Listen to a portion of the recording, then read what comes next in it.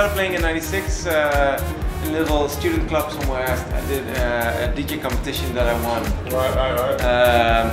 Playing CDs already, you know, like everyone's playing vinyl. I was like, let's play some CDs here. So when you won that tournament, what happened there? Did you find that you really wanted to get to the DJ scene, or is that where you wanted to branch off and start? You know, I was just really into music. I've always been into music myself since day one, and when I got into electronic music, I found out that there was something else between listening to it, which was playing the music, you know, in front of crowds, and instead of being a band and having to get on stage with like 4 or 5 people, you could actually be on stage with just one guy and just play your tune. So that was what I was doing in the beginning. I was just buying the music that I liked and playing it out for people. And that was amazing.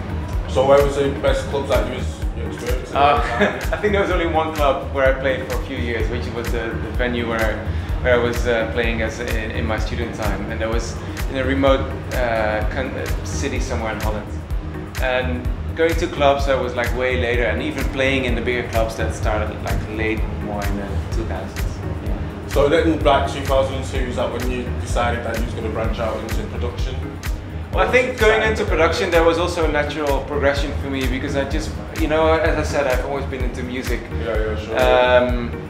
So like playing the music, that was one thing, and then I was like, wait a second, I want to just make my own music, you know, like if it's that easy, let's just get into it. So I started buying a few pieces of gear, you know, getting my computer hooked up, and basically that's how it started. So what was your first computer? Because a lot of the artists that we interviewed, they started on Ataris. No, I think mine was a Apple G4, which is quite decent. I think that's pretty new school. This was, I think my first computer was 2000, early 2000. Yeah. I can't kick this feeling when it hits.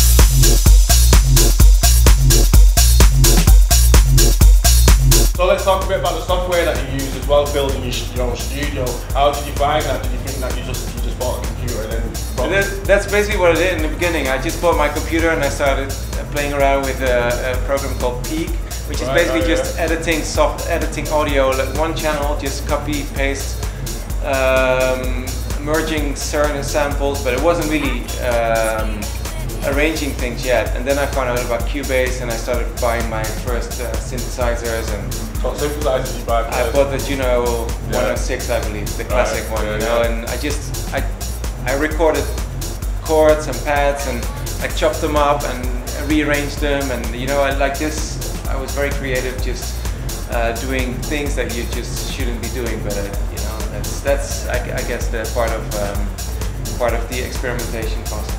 So what other software do you use apart from Cubase to put it in? I think you still use more outboard. I think, you know, like after my first synthesizer, I bought a few more. I bought the almost all the Roland things. You know, I have the 101, the 303, 808, 99, 727, 5, whatever. Are you showing off now? I'm not. But I still have them all, you know, but I just never use them anymore. I did use all of them in some way in any of my records. It's just that over the years, you know, like even the 909 that I used to love for a while, it's collecting dust. My 808 staying next to it, also collecting dust. You find the VSTs are comparable with? They're not. You know, it's not only about the sound, it's also about the way you use it. When you're using a drum machine, a real one, and you have all the outputs and you put them through a mixer, it's not about the sound that comes out of it. Well, it is about the sound, but it's more about the way you actually will tweak it, the way you will tweak the equalizers. It's just not the same as running all the samples through Ableton or Cubase. You know, you're just never going to end up with the same thing. Is that what you discovered, that your sound was unique in that respect? Or? I think so. I think, you know, like it was easier maybe making a unique sound back in the days than nowadays, because everyone's kind of using the same plugins, presets, sample banks, sample sleeves, you name it. So let's bring it forward now to, you know, like from 2002 to now. You know, you've been quite busy, you've been very extensive, you've been touring a lot. And one thing that really has interested us, like Tronique, is your live sets. What does that entail? You know, also my live sets, I started in a very simple way. Just actually, the first one was playing Cubase and a lot of different parts of the track, some different channels, and playing around on the. It wasn't very live. It was more like a streaming of audio for 1 hour and tweaking it with my mixer. And then later I bought the MPC 2000, which was amazing actually. If I look back into it, it's such a. You really have to work the machine to really get something out of it. Right. Later it became Ableton, you know, inevitably. It just allows you to do so many cool things. It gives you the freedom. It does give you the freedom. You have to be creative again, you know. Yeah, it's quite difficult. So nowadays I still use Ableton with a few controllers. Maybe it's not as live as it used to be. I also use some SU700 Yamaha samplers, which was also amazing, you know, just all hardware, no screens. So you have to focus on the real stuff that you have. Nowadays it's maybe a little less live, but the sound is a lot better, I have to say. And I can get people to different levels with my music. I suppose, especially with house music now, it's a lot more crisp, a lot more tight. It is, yes. It's a lot tighter, which it could also lose a lot of the authentic sounds, but you just, again, you have to be creative.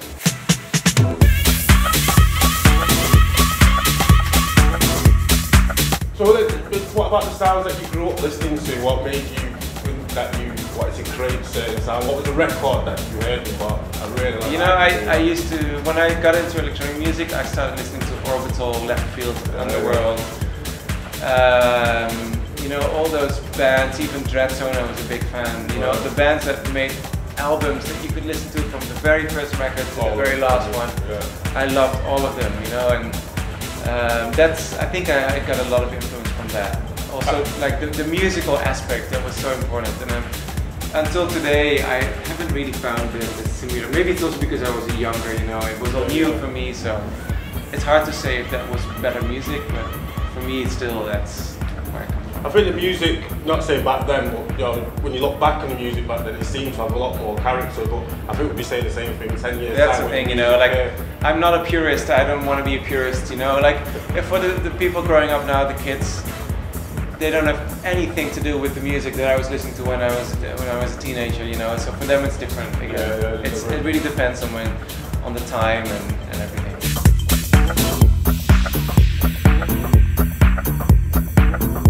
So what can we look forward to from Joris Voorn 2010, 2011?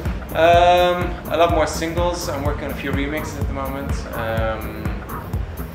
It's difficult because I don't want to do so many remixes, but I got a lot of requests that were interesting to do. Do you want to do more original material? I want to do more. Yes, I actually have a lot of sketches on my computer that I want to keep working on because I'm working on a new album, which hopefully is going to sound very different than anything else I've done before. I mean, don't pin me down on it, you know, because I just don't know if that's what it's going to be like in the end. But I'm trying, you know. So hopefully after summer, when the big touring is kind of the festival season is done, you know, like I hope to have a bit more time to start working on the album. So I'd love to definitely stay in contact with you. Of course. And definitely love to hear the album when it comes out, and it's got to be different now. I'll try.